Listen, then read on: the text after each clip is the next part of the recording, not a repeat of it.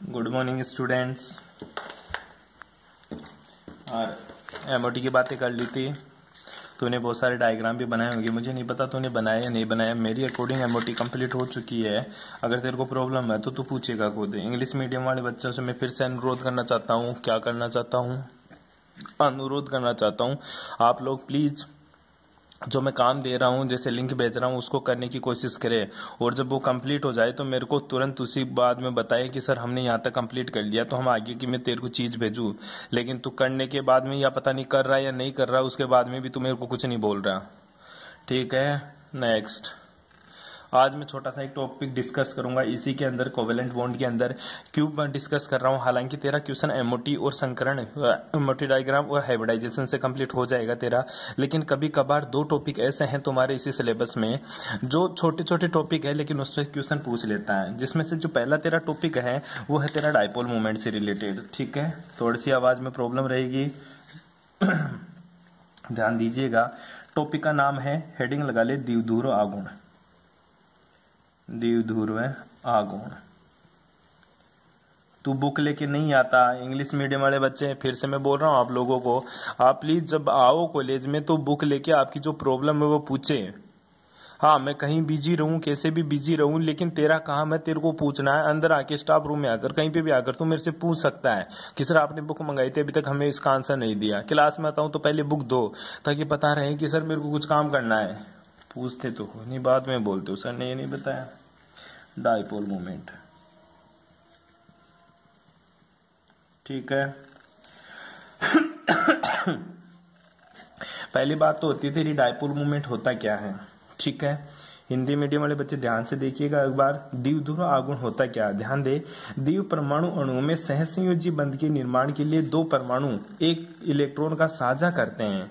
यदि इस इलेक्ट्रॉन युग्म में अणु ठीक मध्य में स्थित होता है, जैसे समनाभिकीय अणुओं के मध्य होता है, तो बंध तेरा नॉन पोलर होता है, अध्रुवीय होता है। ठीक है, और ऐसा जो मोलिक्यूल्स होगा वो भी तेरा क्या कहलाएगा, नॉन पोलर कहलाएगा, यानी अध्रुवीय कहलाएगा।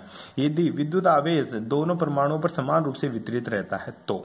परंतु जो विषम नाभिक द्विपरमाणु होता है ना, उसमें बंध में भाग लेने वाली जो परमाणु होती है उनकी विद्युत ऋणता में क्या होता है, अंतर होता है, और इलेक्ट्रॉन युग्म में अधिक विद्युत ऋणता वाले परमाणु की ओर केंद्रित रहता है। जैसे HCl के अणु की बात करूं तो हाइड्रोजन में और क्लोरीन में क्लोरीन की विद्युत ऋणता ज्यादा होती है, जिससे इलेक्ट्रॉन युग्म हाइड्रोजन की अपेक्षा क्लोरीन के अधिक निकट होता है, जिससे एक के ऊपर तो नेगेटिव चार्ज आ जाता है, दूसरे के ऊपर क्या आ जाता है, पॉजिटिव चार्ज। इसी गुण को क्या कहते हैं अपने, द्विध्रुव आघूर्ण कहते हैं। ठीक है, अणु जिसमें विद्युत आवेश का वितरण असमान होता है ध्रुवीय, और जिसमें विद्युत आवेश का वितरण क्या होता है, समान होता है, वो क्या होता है तेरा अध्रुवीय कहलाता है। ठीक है, क्या है मेरे तो बिल्कुल समझ में नहीं है, ध्यान दे, मैं तेरे को अब समझाने की कोशिश करता हूं। ठीक है, तेरे पास दो मॉलिक्यूल्स हैं। ठीक है, एक तो तेरे पास होमो मोलिक्यूलर्स होते हैं, ठीक है, होमो न्यूक्लियाई मॉलिक्यूल्स होते हैं। दूसरा होता है तेरा एक हेटेरो न्यूक्लियाई मॉलिक्यूल्स होता है। होमो न्यूक्लियाई मॉलिक्यूल्स का मतलब ऐसा समनाभिकीय परमाणु। समनाभिकीय परमाणु मतलब दोनों नाभिक समान हो। जैसे मैं हाइड्रोजन गैस की बात करूं, जैसे मैं क्लोरीन गैस की बात करूं। जब हाइड्रोजन की बात करूं और जब क्लोरीन की बात करूं तो हाइड्रोजन और हाइड्रोजन के बीच की जो बॉन्ड लेंथ होती है वो बराबर होती है। जितना इलेक्ट्रॉन ये हाइड्रोजन एटम देगा, ठीक है, इसने भी अपना इलेक्ट्रॉन दे दिया और इसने भी अपना इलेक्ट्रॉन दे दिया। ठीक है, दोनों ने क्या बना लिया, बॉन्ड बना लिया। ना तो ये इलेक्ट्रॉन इस तरफ है ना ये इस तरफ है, दोनों जो इलेक्ट्रॉन है या जिस बॉन्ड के अंदर उपस्थित दोनों इलेक्ट्रॉन है वो बराबर दूरी पर स्थित है, मतलब ठीक बीच में स्थित है। कहाँ स्थित है गुरुजी, बिल्कुल बीच के अंदर स्थित है। इसी तरह क्लोरीन की बात करूं तो ये क्लोरीन और ये क्लोरीन, इसका इलेक्ट्रॉन यहाँ है और इसका इलेक्ट्रॉन यहाँ है, मतलब गुरुजी दोनों का इलेक्ट्रॉन क्या है, बिल्कुल बीच में स्थित है। ना तो इसकी तरफ है ना इसकी तरफ है, जितना ये शेयर कर रहा है उतना ये शेयर कर। ऐसा क्यों, क्योंकि गुरुजी यहाँ पे दोनों जो मोलिक्यूल्स हैं वो क्या है, होमो है। क्या है रे, होमो है। ठीक है, होमो न्यूक्लियाई मॉलिक्यूल्स है। होमो न्यूक्लियाई मॉलिक्यूल्स का मतलब होता है सर जो दोनों मॉलिक्यूल्स है वो क्या है मेरा, वो समनाभिकीय द्विपरमाणु है। दोनों ही नाभिक क्या है, समान है, जितना ये खींचेगा उतना ही ये खींचेगा। आई बात समझ में, दोनों की कैपेसिटी बराबर है, इसलिए दोनों इलेक्ट्रॉन बीच में रहते हैं। ठीक है, तो इस टाइप का जो मॉलिक्यूल्स होता है ये जितना इधर खींचेगा ना उतना ही ये क्या खींचेगा, इधर खींचेगा। तो यहाँ पे जो म्यू का मान हो जाता है वो क्या हो जाता है, 0। म्यू क्या होता है, यहाँ पे जो म्यू होता है गुरुजी वो होता है मेरा डाइपोल मोमेंट। क्या होता है, डाइपोल मोमेंट। ठीक है, म्यू क्या होता है, डाइपोल मोमेंट। और जिसका मॉलिक्यूल से जितना इधर खींचा उतना इधर खींचा, तो नेट फोर्सेस क्या है इसके ऊपर, 0 है सर। इसी तरह ये हाइड्रोजन है, अगर ये हाइड्रोजन जितना इधर खींचेगा उतना ही हाइड्रोजन उतना ही इधर खींचेगा, तो यहाँ पे भी म्यू क्या है, 0। तो इस टाइप के जो मॉलिक्यूल्स होते हैं उनमें डाइपोल मोमेंट क्या होता है, 0। डाइपोल मोमेंट को हिंदी में बोलते हैं द्विध्रुव आघूर्ण क्या होता है सर, 0। और जिसका द्विध्रुव आघूर्ण 0 होते हैं उन मॉलिक्यूल्स को क्या बोलेंगे, अध्रुवीय मॉलिक्यूल्स। क्या बोलेगा उनको, अध्रुवीय। अध्रुवीय का मतलब होता है नॉन पोलर मॉलिक्यूल्स। ठीक है, आई बात समझ में। तो नॉन पोलर मॉलिक्यूल्स कौन से होते हैं, मोस्टली नॉन पोलर मॉलिक्यूल्स वो होते हैं जो होमोन्यूक्लियाई रखते हैं, मतलब समनाभिकीय द्विपरमाणु अणु होते हैं। इन्हीं मॉलिक्यूल्स क्या कहलाते हैं, मेरे अध्रुवीय मॉलिक्यूल्स कहलाते हैं। अर्थात इन मॉलिक्यूल्स में जो विद्युत आवेश है, विद्युत आवेश मतलब इलेक्ट्रॉन, इनका जो कंट्रीब्यूशन है दोनों परमाणुओं के मध्य सम्मित रूप से बिखरा हुआ रहता है। ठीक है, दूसरे जो मॉलिक्यूल्स की मैं बात करूं हेटेरोन्यूक्लियाई की, किसकी बात करूं, हेटेरोन्यूक्लियाई, जिसे मैं बात करूं, ये तो मैंने पहला एग्जांपल ले लिया।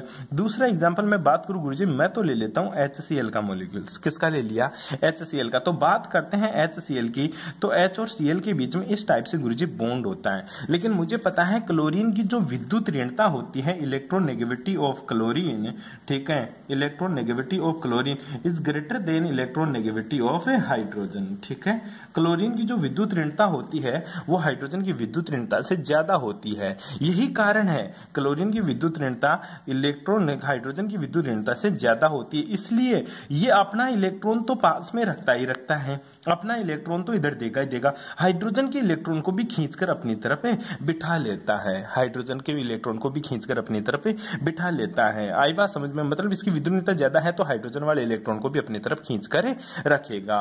आई बात समझ में। तो इसका डाइपोल मोमेंट नेट किधर हो जाएगा गुरुजी, हाइड्रोजन अपनी तरफ खींचेगा, ठीक है, और क्लोरीन अपनी तरफ खींचेगा। लेकिन क्लोरीन की विद्युत ऋणता ज्यादा होने के कारण इसका जो इलेक्ट्रॉन का जो डाइपोल मोमेंट है म्यू है, वो गुरुजी क्लोरीन की तरफ रहेगा। अर्थात यहाँ पे म्यू का मान क्या रहेगा गुरुजी, 0 नहीं हो सकता। क्यों नहीं हो सकता, 0 तब होता है जब दोनों बराबर मात्रा में खींचे या दोनों बराबर मात्रा में दे, तो म्यू इक्वल टू 0 हो सकता है। लेकिन इसमें क्लोरीन ज्यादा मात्रा में खींचता, हाइड्रोजन कम मात्रा में खींच रहा है, तो म्यू का मान क्या नहीं हो सकता गुरुजी, 0 नहीं हो सकता। अरे एक रस्सी है, दोनों तरफ 2-2 बंदे खड़े कर दिए मैंने, ठीक है, दोनों तरफ 2-2 बंदे खड़े कर दिए, सभी 15-15 साल के थे, ठीक है, दोनों ने पकड़ के खींचा, उनमें पोटेंशियल बराबर था, तो रस्सी का क्या हुआ गुरुजी, कुछ नहीं हुआ, ना तो उसकी तरफ जा रही ना इसकी तरफ जा रही। लेकिन याद कर, एक तरफ में थोड़ा सा पहलवान लगा दूं, दूसरी तरफ तेरे जैसा इंसान लगा दो, तो वो पहलवान तेरे को भी अपनी तरफ खींच ले जाएगा, मतलब उसका डाइपोल मूवमेंट है, उस रस्सी का जो फोर्स रहेगा वो उस पहलवान की तरफ रहेगा। आई बात समझ। वैसे ही क्लोरीन यहाँ पे पहलवान है, हाइड्रोजन अपना बेचारा कुछ नहीं कर सकता, इलेक्ट्रॉन क्लोरीन अपनी इलेक्ट्रॉन नेगेटिविटी की वजह से इलेक्ट्रॉन को अपनी तरफ रखता है, तो mu is not equal to क्या होता है, 0। और जहां पे mu is not equal to 0 होता है, ठीक है, वहां पे मॉलिक्यूल्स कैसा होता है गुरुजी, वो मॉलिक्यूल्स मेरा ध्रुवीय कहलाता है। कौन सा मॉलिक्यूल कहलाता है, ध्रुवीय अणु कहलाता है। ध्रुवीय अणु का मतलब होता है सीधा सा पोलर मॉलिक्यूल्स होता है।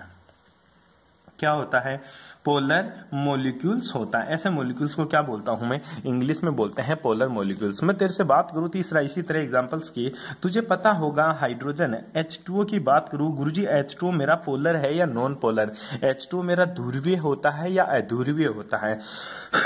बचपन से पढ़ता आ रहा, जो H2 होता है वो मेरा ध्रुवीय होता है। क्या होता है, ध्रुवीय। कैसे हुआ, याद कर, ये तो ऑक्सीजन होता है सर, क्या होता है, ऑक्सीजन, और ये हाइड्रोजन होता है। हाइब्रिडाइजेशन क्या होता है H2 में, मुझे हाइब्रिडाइजेशन का पता है, H2 में गुरुजी हाइब्रिडाइजेशन sp3 होता है, जिसमें 2 तो क्या होते हैं, लोन पेयर होते हैं, 2 तो क्या होते हैं, लोन पेयर होता है। अब तेरे जो लोन पेयर होते हैं ना, लोन पेयर की इलेक्ट्रॉन नेगेटिविटी ज्यादा होती है बॉन्ड पेयर से, आई बात समझ में। तो ये इलेक्ट्रॉन डेंसिटी को ऊपर की तरफ खींचते हैं दोनों लोन पेयर। तो हाइड्रोजन भी इलेक्ट्रॉन डेंसिटी कहाँ देते हैं, ऊपर की तरफ देते हैं। तो नेट डाइपोल मूवमेंट किधर हो जाता है गुरुजी H2O के लिए नेट डाइपोल मूवमेंट ऊपर की तरफ हो जाता है, अर्थात mu is not equal to क्या होता है, 0 होता है। इसलिए मेरा पानी क्या होता है गुरुजी, इसलिए मेरा पानी ध्रुवीय होता है। मतलब क्या होता है गुरुजी, पोलर होता है। क्या होता है बेटा, पोलर होता है। ये कंसेप्ट आपके चलता है जी सॉरी, H2O क्या होता है मेरा, पोलर होता है। ये बात आप लोगों को ध्यान में रखनी होती है कोई दिक्कत यहां तक।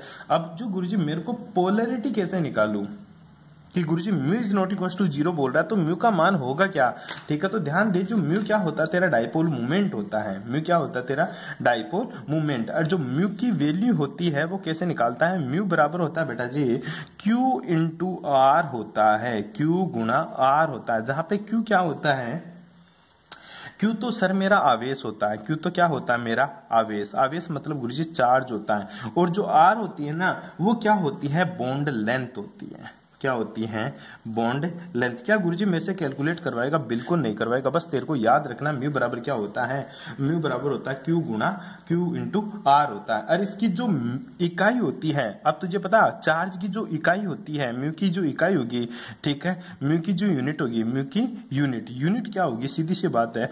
म्यू की यूनिट निकालने के लिए सर मेरे को इतना सा पता है कि म्यू है चार्ज, और चार्ज की यूनिट क्या होती है बेटा, आवेश। चार्ज की यूनिट क्या होती है बेटा, आवेश। और आवेश सॉरी चार्ज मतलब आवेश, और आवेश की यूनिट क्या होती है सर, कूलम होती है।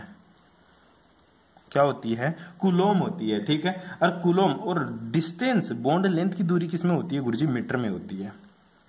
किसमें होती है, मीटर में। तो coulomb into metre, coulomb into metre किसके बराबर होता है, याद रखना कूलम और मीटर दोनों का मल्टीप्लाई डी बाई के बराबर होता है। किसके बराबर होता है, डी बाई के बराबर होता है, जिसको हिंदी में भी डी बाई बोलते हैं। और इसको किससे दिखाते हैं गुरुजी, इसको कैपिटल डी से दिखाते हैं। तो म्यू की जो इकाई होती है, डाइपोल मोमेंट की इकाई किससे दिखाते हैं, डी बाई से। डी बाई किसके बराबर होता है, क्यू इंटू एम के बराबर होता है। क्यू क्या होता है, कूलम, एम क्या होता है, मीटर, ठीक है। और दोनों किसकी इकाई होती है गुरुजी, म्यू की इकाई होती है। आई बात समझ में। इसको तीर के निशान के द्वारा दर्शाया जाता है, ये मैंने तेरे को पहले भी बता दिया। कोई प्रॉब्लम यहां तक है, ठीक है। छोटा सा एक क्वेश्चन है, तेरे को क्वेश्चन करना है, कॉपी में क्वेश्चन करना है। क्या है देख, HF की अंतर्नाभिकीय दूरी मतलब डिस्टेंस दे दिया 91.7 पिकोमीटर, ठीक है। पूछा H प्लस पर आवेश कितना है, 4.8 इंटू 10⁻⁻10 ESU मानते हुए द्विध्रुव आघूर्ण का मान ज्ञात कीजिए। डाइपोल मोमेंट की वैल्यू फाइंड आउट करें। इंग्लिश मीडियम वाले बच्चे नीचे पढ़ लेना। Internuclear distance in HF molecules in 19.7 picometre and charge of H plus is 4.8 into 10⁻⁻10 ESU। Find the dipole moment और HF। 2009 में पूछा था राजस्थान यूनिवर्सिटी में। तो तेरे को ये question as it is copy में उतारना है तेरे में। सबसे पहले dipole moment Q into R होता है, ठीक है। और इसकी इकाई क्या होती है ठीक है, Q की वैल्यू तेरे को दे रखी है, R की वैल्यू तेरे को पिकोमीटर, एक पिकोमीटर में 10⁻⁻12 मीटर होता है, ठीक है। तो इसको चेंज कर लेना तू मीटर के अंदर, म्यू से दोनों को गुणा कर देना, 4 आंसर आ जाएगा। और डी बाई किसके बराबर होता है, 10⁸ सेंटीमीटर ES के बराबर होता है। ये तेरे को याद रखना है। एक डी किसके बराबर होता है, 10⁻⁻8 सेंटीमीटर ESU के बराबर होता है। किसके बराबर होता है, ESU के बराबर होता है। ये क्वेश्चन भाई आपको करना। ESU का मतलब होता है electrostatic system of unit. ESU का मतलब होता है इलेक्ट्रोस्टैटिक सिस्टम ऑफ यूनिट होता है, ठीक है भाई। कर लेगा, छोटा सा क्वेश्चन था और ये छोटा सा टॉपिक था तेरा, तेरे को आना चाहिए। क्या करना चाहिए गुरुजी, ये मेरे को आना चाहिए। और तू मेरे को डाइपोल मोमेंट बताएगा। जैसे मैं पूछूं NH3 मेरा पोलर होगा या नॉन पोलर, तो NH3 की बात करूं तो गुरुजी नाइट्रोजन होता है, नाइट्रोजन के ऊपर क्या होता है, लोन पेयर होता है। ये हाइड्रोजन है, ये हाइड्रोजन है, ये हाइड्रोजन, ये बॉन्ड है। लोन पेयर क्या खींचेगा ऊपर की तरफ, हाइड्रोजन क्या देगा ऊपर की तरफ, ऐसे, ठीक है। तो नेट डाइपोल मोमेंट कहां हो जाएगा, ऊपर की तरफ। तो mu is not equal to क्या हो जाएगा, 0। अतः NH3 भी मेरा क्या होता है गुरुजी, पोलर होता है। क्या होता है, पोलर होता है। मैं तेरे से पूछूं बता CO2 क्या होगा, CO2 क्या होगा, पोलर होगा या नॉन पोलर? तू क्या करेगा, C डबल बॉन्ड O तुझे हाइब्रिडाइजेशन आना चाहिए, sp हाइब्रिडाइजेशन होता है इसका। और ध्यान दे ऑक्सीजन इधर खींचेगा और ये ऑक्सीजन भी इधर खींचेगा, तो म्यू का मान क्या हो जाएगा, 0 हो जाएगा। अतः ये मेरा क्या होता है, नॉन पोलर होगा। ये सारे के सारे एग्जाम्पल तुझे आने चाहिए, पोलर होगा, नॉन पोलर होगा, क्या नहीं होगा, वो चीजें तुझे पता होनी चाहिए। बैठ गई बात समझ में? इसी तरह मैं तेरे से पूछूं कि बता मेरा CCl4 क्या होगा, क्या CCl4 क्या होगा, वो तू मेरे को बताएगा CCl4 क्या होता है। ठीक है, बाकी की बातें करेंगे नेक्स्ट क्लास में। Thanks for cooperation.